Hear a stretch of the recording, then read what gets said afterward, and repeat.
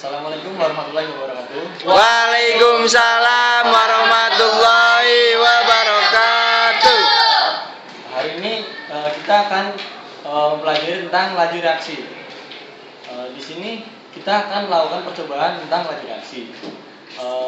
Bahan-bahan yang sudah disiapkan yaitu yang pertama ada HCl. Di sini HCl yang digunakan dengan konsentrasi 0,5 molar, 1 molar, dan 2 molar. Kemudian ada pita magnesium. Selanjutnya ada cuka yang biasa kita gunakan untuk makan, cuka makanan. Kemudian ada cangkang telur yang masih besar, dan cangkang telur yang sudah dipotong kecil-kecil.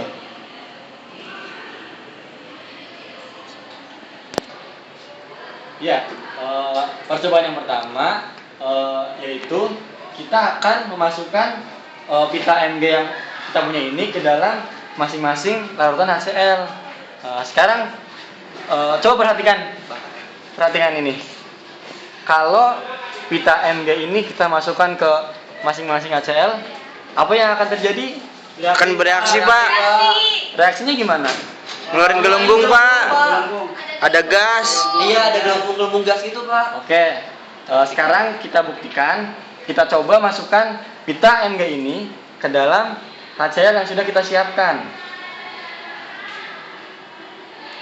Sekarang saya akan masukkan pita Mg ini ke HCl masing-masing.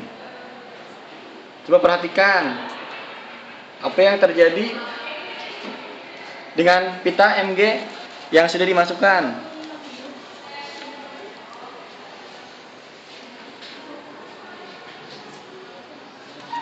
Bereaksi, Pak. Bereaksi, Pak. Gimana reaksinya? Yang 2 molar. Gelembungnya banyak. Bereaksinya cepat banget tuh jalannya, magnesiumnya, Iya. Pak. Kalau yang 1 molar itu dibandingkan sama 2 molar lebih lambat. Iya, lebih lambat. Iya. Terus yang 0,5 molar malah lebih lambat lagi, Pak, dibandingkan yang keduanya. Terus kenapa sih bisa gitu? Kenapa sih bisa yang 2 molar itu lebih cepat daripada yang 1 molar dan 0,5 molar? Mungkin konsentrasinya, Pak. Iya, konsentrasinya mungkin, Pak. Yang Konsentrasinya lebih besar daripada yang 1 molar.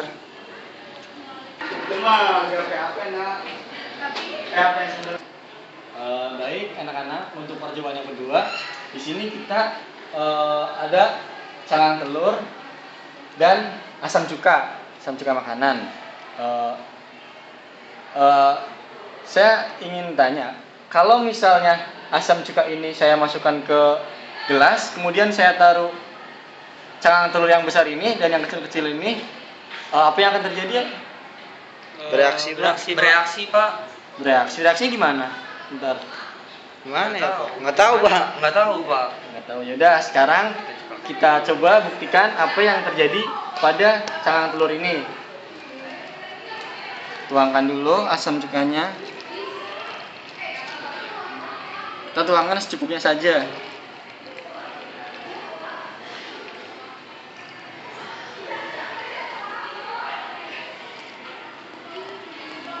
Selanjutnya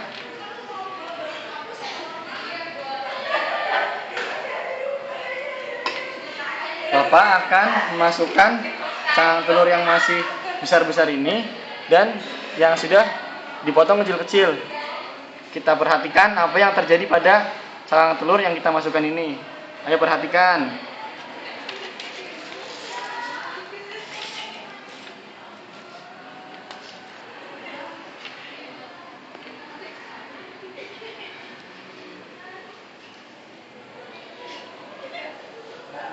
Bereaksi, Pak.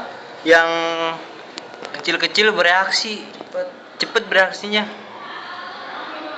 Coba perhatikan yang cangkang telur yang ukuran besar. Nggak bereaksi, Pak. bereaksi itu cuma dikit. Bereaksi tapi lama pakainya gelembungnya Gelembungnya juga beda, banyakan yang lebih Banyakan yang kecil-kecil. Jadi kenapa sih cangkang telur ini bisa mengeluarkan gelembung-gelembung itu? Ya, coba kalian perhatikan tekstur yang ada pada telur yang sudah dimasukkan.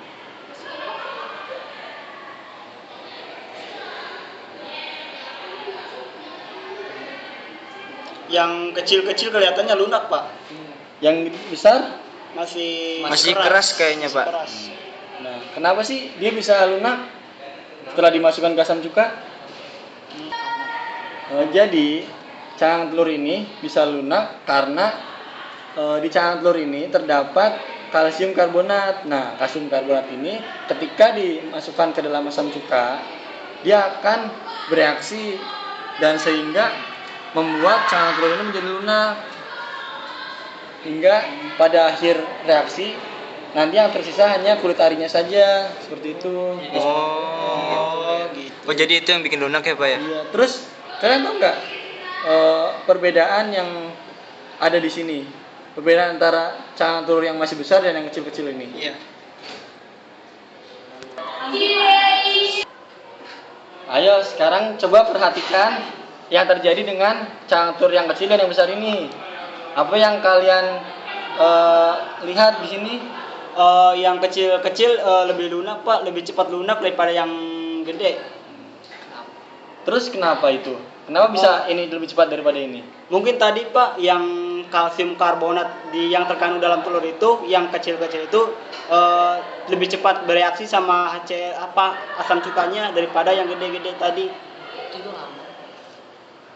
Nah, makanya itu bisa terlihat dari yang kecil-kecil langsung ngambang. Soalnya itu cuma kulit arinya doang yang tersisa, soalnya kalsium karbonatnya udah bereaksi semua sama asam cuka. Sementara yang ini, yang gede ini terlihat kayaknya lebih masih keras. Ini membuktikan kalau misalkan dalam cangkang telur ini masih terkandung kalsium karbonat. Ya, sekarang apa yang dapat kalian simpulkan dari dua percobaan yang telah kita lakukan tadi? Nah, percobaan yang pertama itu hasil konsentrasinya 2 molar lebih cepat bereaksi dibandingkan dengan hasil 1 molar dan 0,5 molar, Pak. Nah, hal ini ditandai dengan yang hasil 2 molar beta magnesiumnya habis pada waktu 30 detik, Pak. Nah, yang 1 molar itu kurang lebih 2 menit, Pak. Nah, untuk yang 0,5 molar itu habis bereaksinya pada waktu 5 menit, Pak. Jadi kesimpulannya itu semakin besar konsentrasi maka semakin cepat laju reaksinya, Pak. Seperti itu. Betul sekali. Ya, tadi kan kita sudah menyimpulkan percobaan pertama. Sekarang coba kalian simpulkan apa yang terjadi pada percobaan yang kedua. Ya, untuk yang percobaan kedua, Pak, cangkang telur yang bentuknya kecil-kecil itu lebih cepat bereaksi dibandingkan dengan cangkang telur yang masih utuh. Karena luas permukaannya, Pak, yang lebih kecil-kecil itu lebih besar luas permukaannya lebih besar dibandingkan dengan yang utuh. Ya, bagus sekali, Teddy. Ya, mau ditambahin lagi nggak tadi percobaan yang kedua? Jadi intinya, Pak, Ya. semakin luas permukaan maka laju reaksinya semakin cepat. Siap, bagus Teddy. Ya, tadi kan kita sudah melakukan percobaan. Ya, Pak. Jadi cukup sekian pertemuan kita hari ini. Kurang lebihnya Bapak mohon maaf. Assalamualaikum warahmatullahi wabarakatuh. Waalaikumsalam warahmatullahi wabarakatuh.